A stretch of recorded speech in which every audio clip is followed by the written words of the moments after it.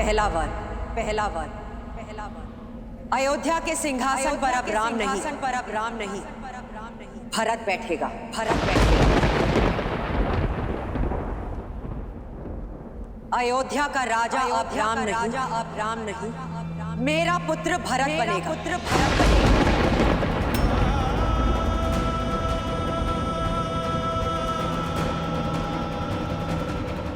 क्या तुम्हें भान भी है कैकेयी तुम क्या कह रही हो? मैं एक राजा और मेरा कर्तव्य है अपनी प्रजा को एक योग्य राजा देना। तो भरत योग्य नहीं है? किंतु वो राम नहीं है। अर्थात आप मानते हैं कि आपको केवल राम प्रिय है? हाँ, मुझे राम सबसे प्रिय है। पूरी अयोध्या की प्रजा को राम प्रिय है, क्योंकि उसमें उत्तराधिकारी बनने के सब गुण हैं। कैकेयी,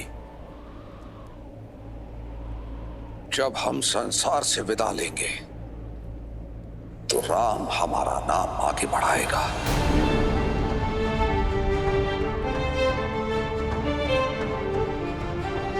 वो अयोध्या को और अपने भाइयों को संभालेगा। अयोध्या को आवश्यकता है राम की, मुझे आवश्यकता है राम की, भरत को आवश्यकता है राम की। और कैकेयी, राम के होते अयोध्या की प्रजा भरत को राजा स्वीकार नहीं करेगी।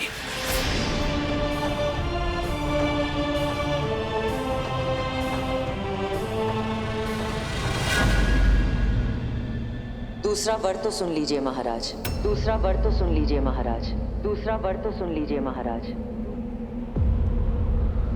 दूसरे वर में, दूसरे वर में, दूसरे वर में वनवास, वनवास।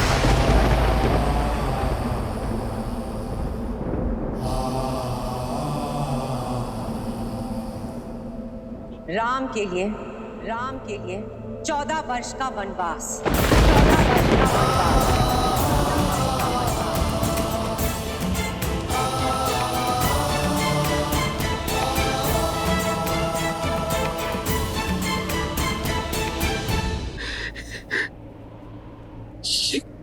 क्या कह दिया तुम कैकेयी?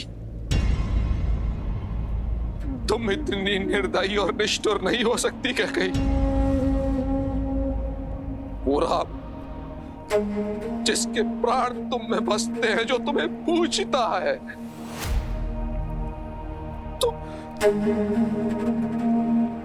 तुम उसे वनवास भेजने की बात कर रही हो।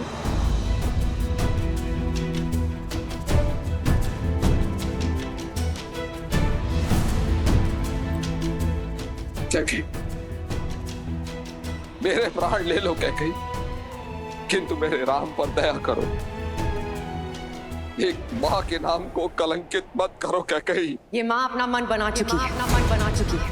अब देखना ये है कि एक पिता अपने पुत्र प्रेम में अपने दिए गए वचनों का तिरस्कार करता है या अपने प्राण देकर भी अपने वचनों की पूर्ति करता है।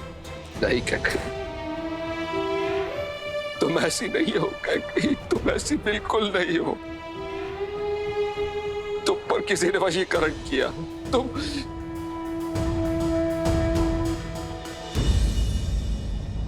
अच्छा ठीक है, मैं भरत को राजा बना दूंगा। राज सिंहासन भरत को मिलेगा। पूरी प्रजा भरत को राजा मानेगी। राम उसका सेवक बन के रहेगा। किंतु मुझे मेरे राम से दूर मत करो। उसे ऐसा दंड मत दो कैकेयी। उसे यही रहने दो कैकेयी, उसे यही रहने दो। मेरे पुत्र का भविष्य बनाने का मार्ग यही है कि राम वन के मार्ग को चला जाए।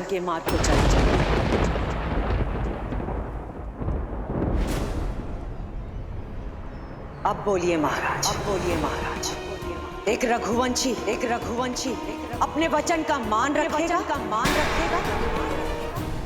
या एक पिता राजा हरिश्चंद्र का सत्य, भागीरथ की दृढ़ता और रघु के संकल्प की हत्या करेगा।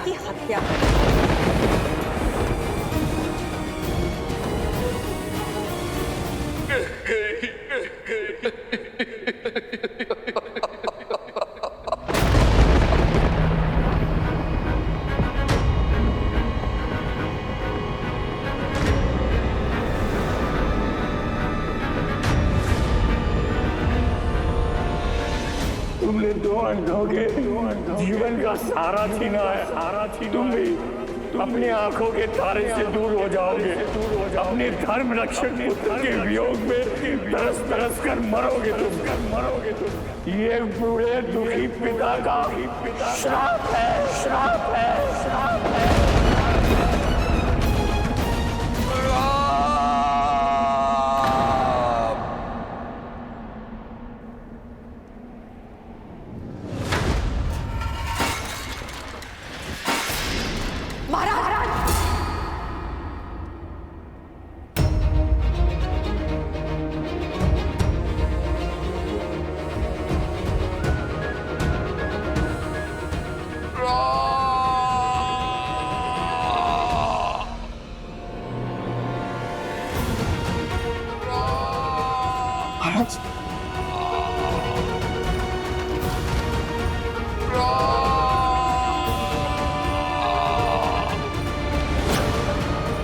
महाराज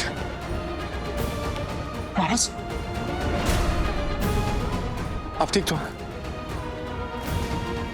मैं अभी वैद्य जी को लिखा लेता हूं।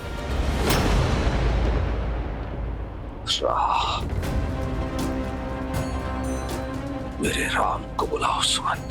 जी महाराज।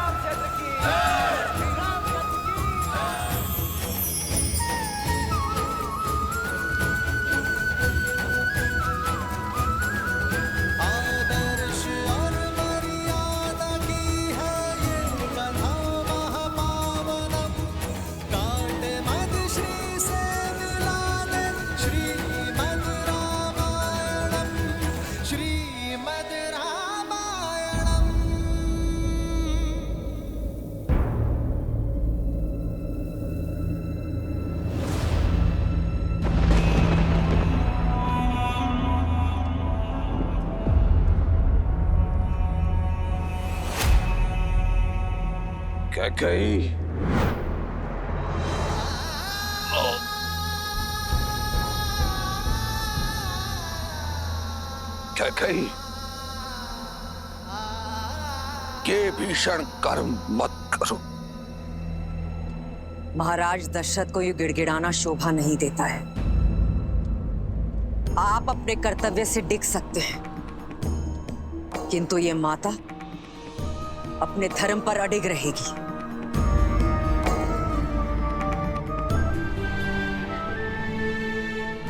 कभी नहीं सोचा था मेरा अपना कवच एक विशाला बाण बनकर मेरी ही छाती को फेंक देगा।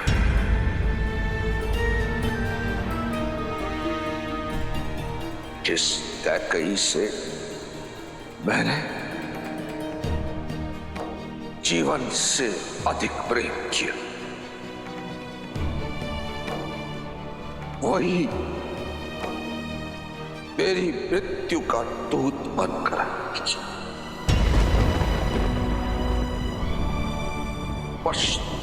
क्या कही पछताओगी।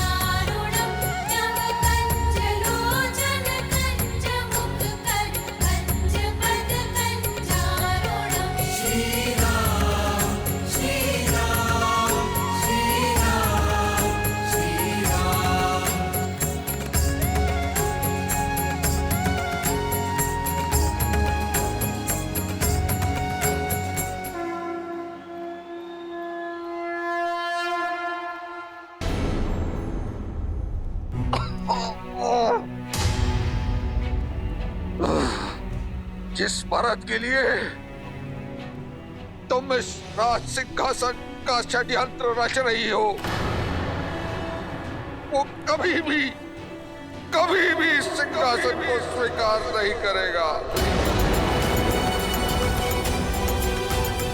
देख लेना, तुम देख लेना कैकेयी, मेरा राम एक दिन अयोध्या का राजा बनेगा। मेरा राम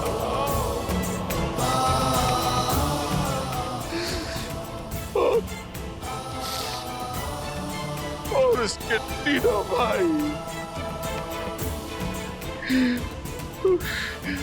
मेरे तीनों पुत्र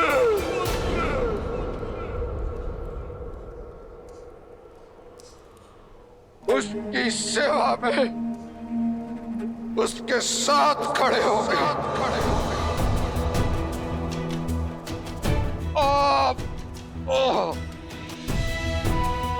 मर्यादा और न्याय का मुकुट फिर से अयोध्या के सर पर होगा। तुम कैसे भूल गई कैकेयी? स्वयं तुमने मुझे अपने पिता से वचन मुक्त करवाया था। क्या कही? स्मरण है तुम्हें? तुमने कहा था कि मेरा ज्येष्ठ पुत्र तुम्हारा पुत्र भी होगा, किंतु क्या कही? अब जो तुम कर रही हो ना, उससे तुम्हारा नाम इतिहास में कलंकित हो जाएगा।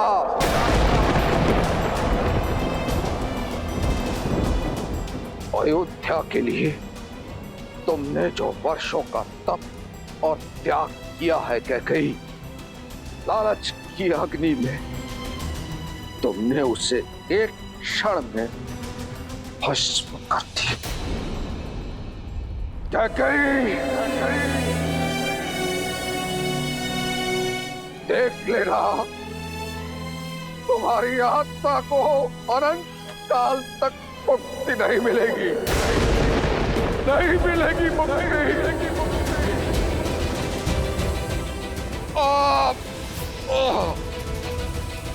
तुमने जो ये कुकृत्य किया है ना, इसके बाद कोई मनुष्य तो क्या, कोई राक्षस, कोई दैत्य, कोई पिशाच भी अपनी पुत्री का नाम क्या कहीं नहीं रखेगा।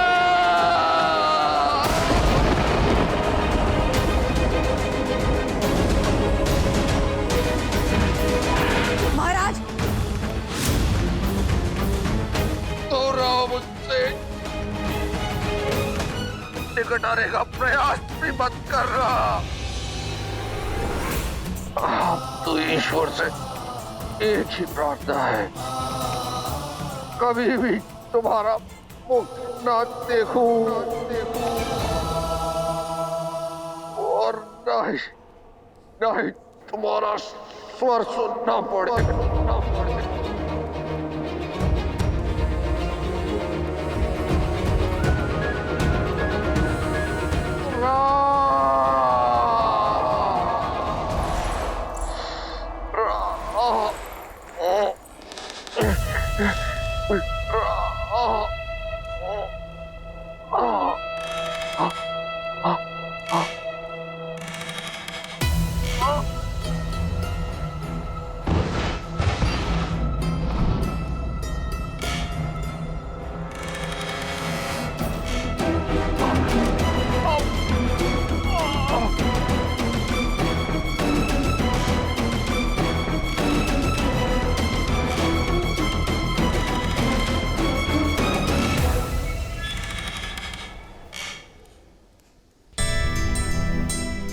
सुखी रहो। तुलादान के लिए आगे बढ़ो राम। जी माँ। तुम्हारे भार के बराबर स्वर्ण मुद्राएं और आभूषण प्रजा में बांटी जाएंगी। तुलादान एक धन का सूचक ही नहीं, एक होने वाले राजा के लिए संकल्प है कि एक राजा जीवन भर प्रजा का हित और उनका सुख साधेगा।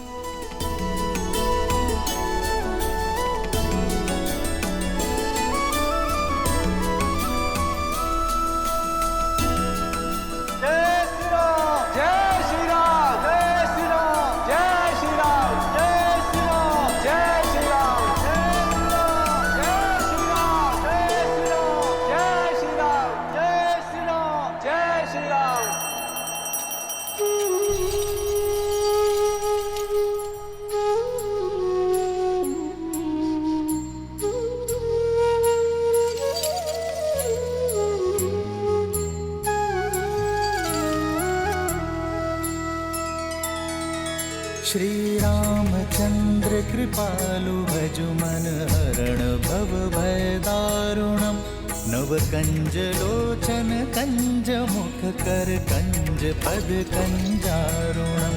भगवान के अवतार का केवल नहीं गुणगान है, कैसे नारायण बने नर इसका पावन ज्ञान है।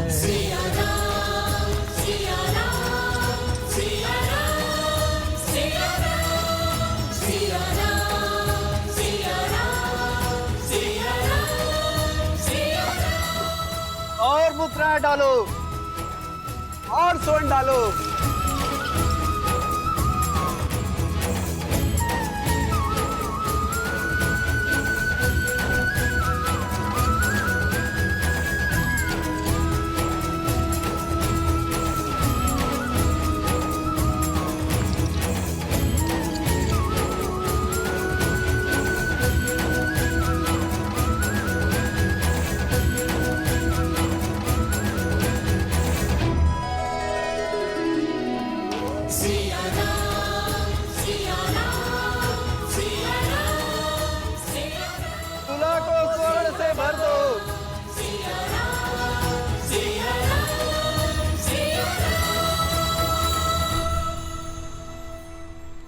आज कहीं संसार भर का स्वर्ण ही ना समाप्त हो जाए। लगता है स्वयं देवी लक्ष्मी जी की कृपा हुई है आज अयोध्या वासियों पर। भैया, आज प्रसन्नता इतनी है कि अयोध्या के प्रत्येक घर को स्वर्ण से भर देना है।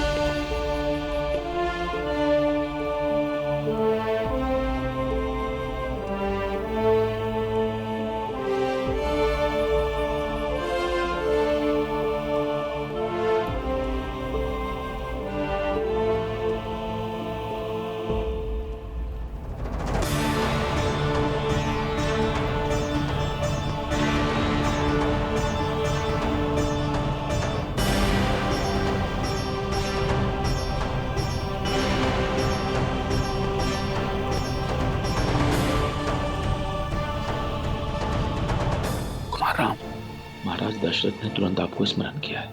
वो को भवन में महारानी कैकेयी के साथ।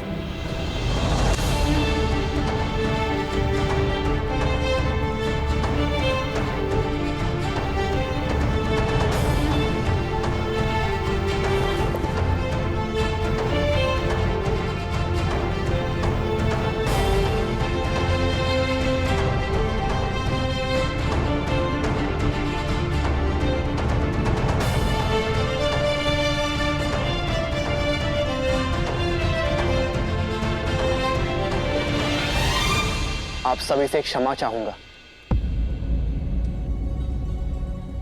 किंतु मुझे जाना होगा।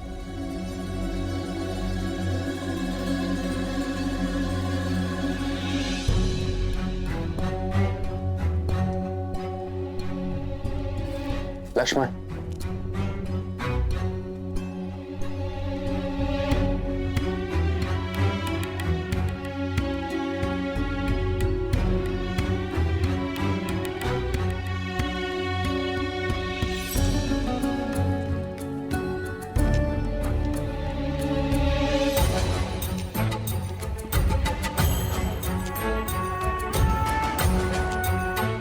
सुमित्रा, राम का यूं अचानक जाना, सब ठीक तो है ना? पता नहीं दीदी, किंतु अमात्य सुमंत्र बहुत गंभीर दिख रहे थे।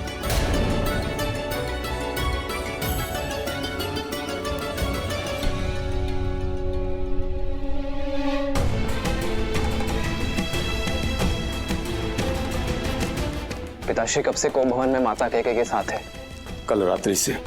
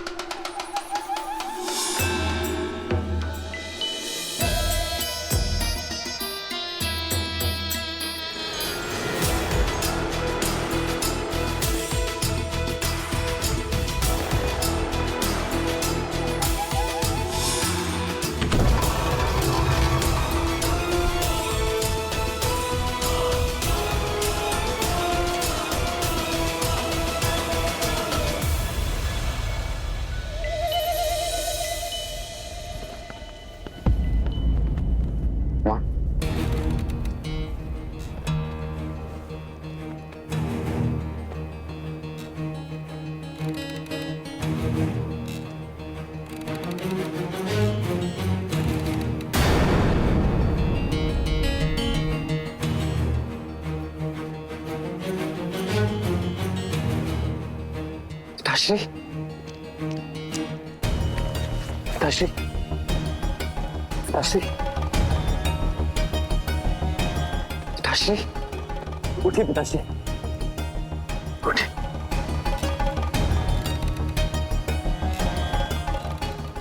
विश्राम करिए पिताश्री।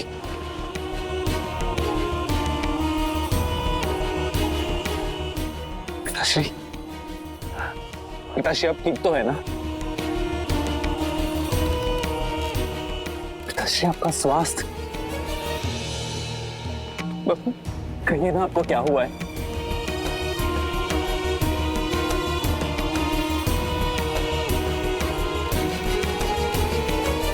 माँ, आप थी ना पिताश्री के साथ, तो कहिए ना क्या हुआ है इनको?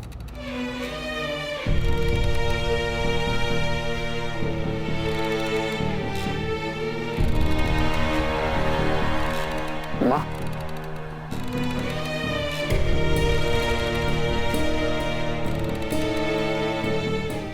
पिताश्री, पिताश्री मैं राज वैद्य को बुलाकर लेकर आता हूँ। वो तुरंत आपका उपचार कर देंगे। राज वैद्य को बुलाने का कोई लाभ नहीं।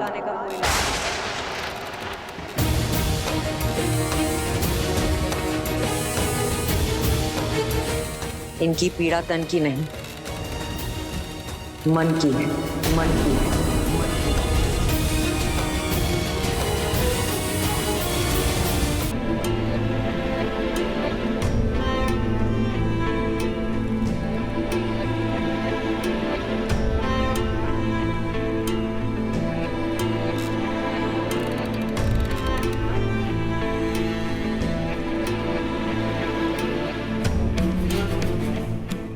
उपचार तो मन की पीड़ा का भी होता है माँ।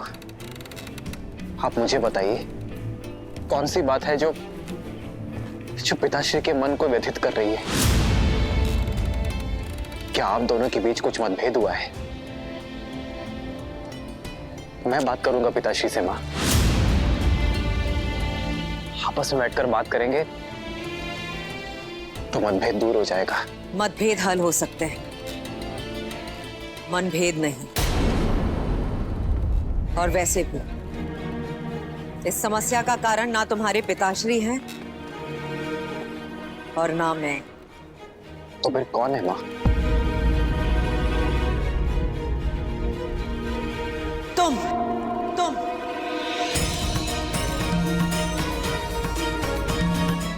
हो इस समस्या का कारण राम। तुम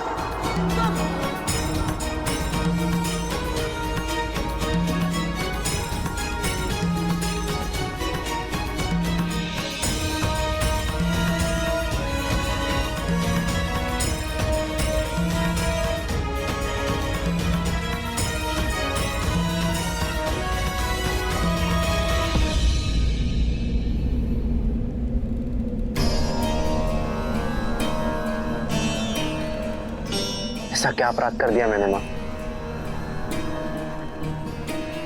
कि मैं अपने ही पिताश्री के लिए समस्या बन गया? यदि समस्या का कारण मैं हूं,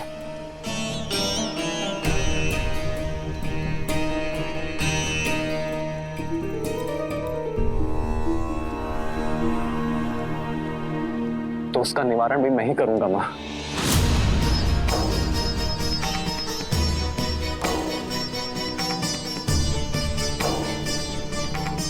समस्या का कारण तुम अवश्य हो,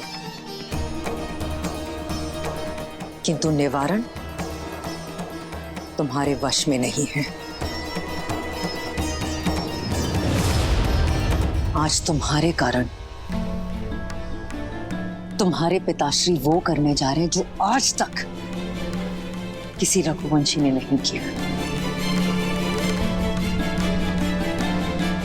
कुल की मर्यादा को तोड़ने का अपराध।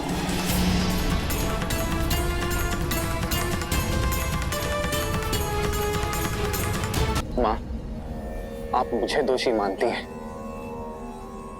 ये स्वीकार है मुझे, किंतु महाराज दशरथ सदा निष्कलंक थे और सदा रहेंगे। वो जीवन भर धर्म की रक्षा, रघुवंश की मर्यादा की मार्ग पर चले हैं माँ। सृष्टिहीन मनुष्य मार्ग भटक जाता है और तुम्हारे प्रिय पिताश्री पुत्र मोह में, तुम्हारे मोह में मार्ग भटक चुके हैं, दृष्टिहीन हो चुके हैं और अधर्म के रास्ते पर चल चुके हैं।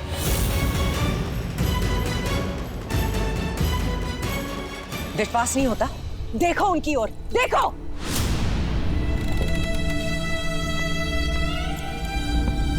मर्यादा भंग करने के शूल ने इनके शव बांध दिए, किंतु इनका मुख साक्षी है कि रघुकुल की मर्यादा का पालन नहीं कर पाए और अपने दिए गए वचन से पलट गए हैं ये। पूछो इनसे, पूछो अपने पिताश्री से,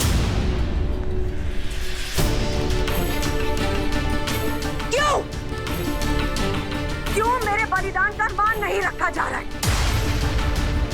सम्रासुर युद्ध के पश्चात जो 2 वरदान मुझे दिए थे, उनकी पूर्ति करने से क्यों हिचकिचा रहे हैं? पूछो अपने पिताश्री से राम, पूछो।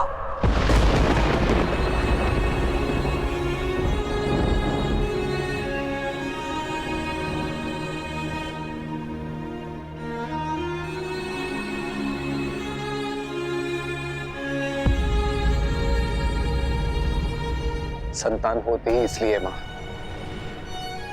कि पुरखों की मर्यादा सनातन रहे। वो पुत्र ही क्या जो अपने माता और पिता के वचन को पूर्ण न कर सके।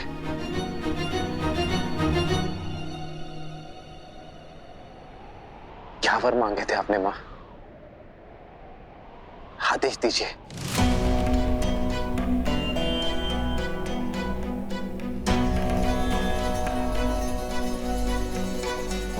जो पिता नहीं कर पाए वो पुत्र क्या करेगा? फिर भी अगर तुम सुनना ही चाहते हो तो सुन। मेरा पहला वर अयोध्या के सिंहासन पर अब तुम नहीं, मेरा पुत्र भरत बैठेगा।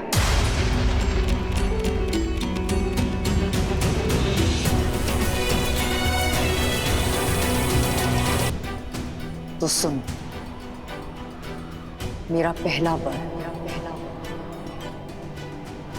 अयोध्या के सिंहासन पर अब तुम नहीं, मेरा पुत्र भरत बैठेगा।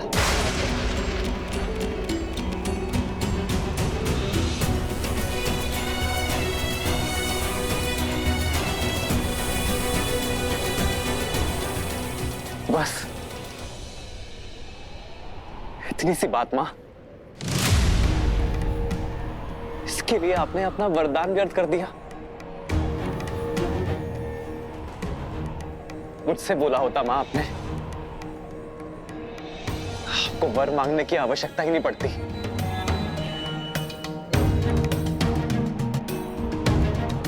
मेरा भरत राजा बने, ऐसे किसी को क्या आपत्ति हो सकती है मां?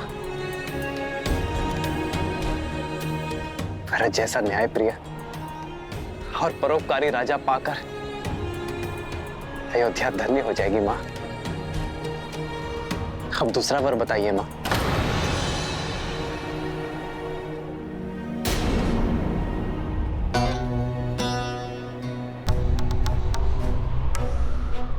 मेरा दूसरा वर,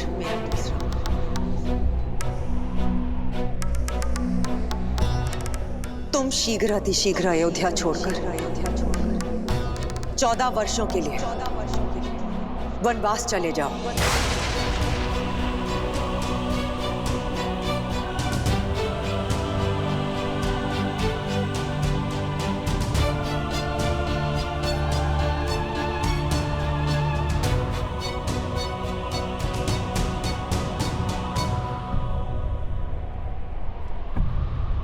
स्वीकार है मुझे मां, स्वीकार है मुझे।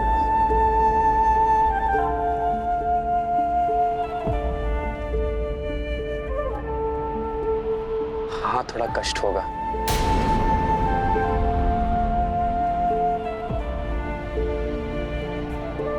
अपने बूढ़े पिता को और स्नेहमयी 3 माताओं को इस अवस्था में छोड़कर दूर जाना होगा। थोड़ा कष्ट होगा मां, किंतु कष्ट से अधिक आनंद भी होगा। आनंद की वनवास में मुझे मेरी देश और प्रजा को अधिक समझने का अवसर मिलेगा, संतों से सीखने का, संतों की सेवा करने का और उनसे उचित ज्ञान प्राप्त करने का अवसर मिलेगा।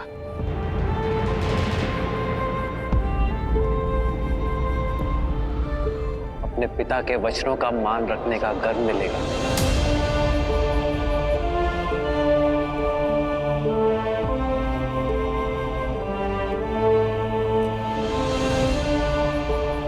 अपनी मां की इच्छा को पूर्ण करने का संतोष मिलेगा।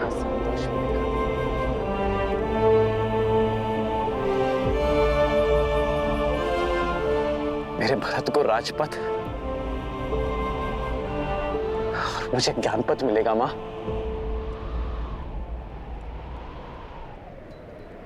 मां, ये वर मांगकर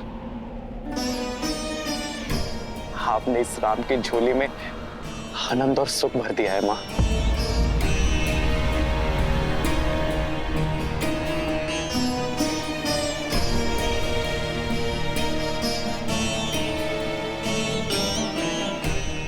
मां,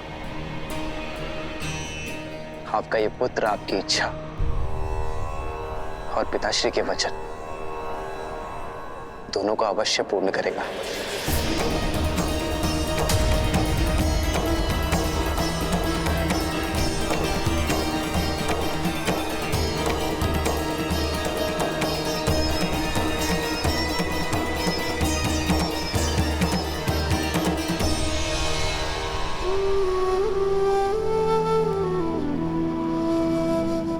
पिताश्री, बस इतनी सी बात पर व्यथित हो गए आप। विश्वास नहीं था अपने राम पर।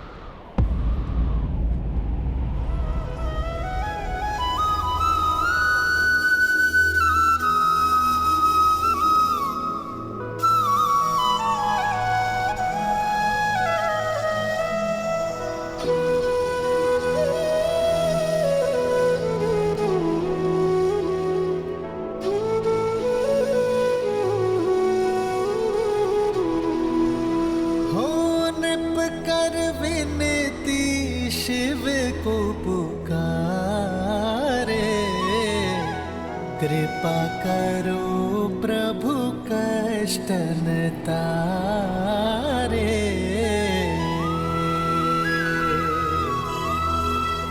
आशुतोष तुम जग पालनहारी, दीन दुखी मैं अवध बिहारी।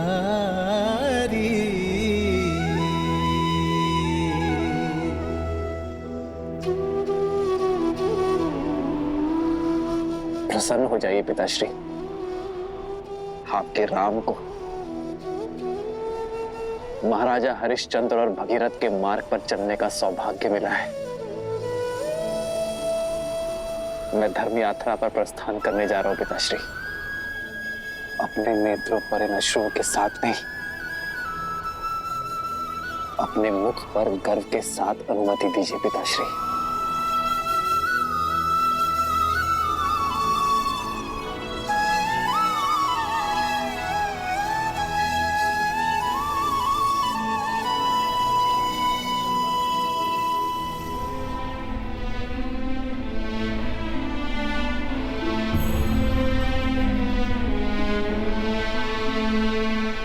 अमात्य सुमंत्र,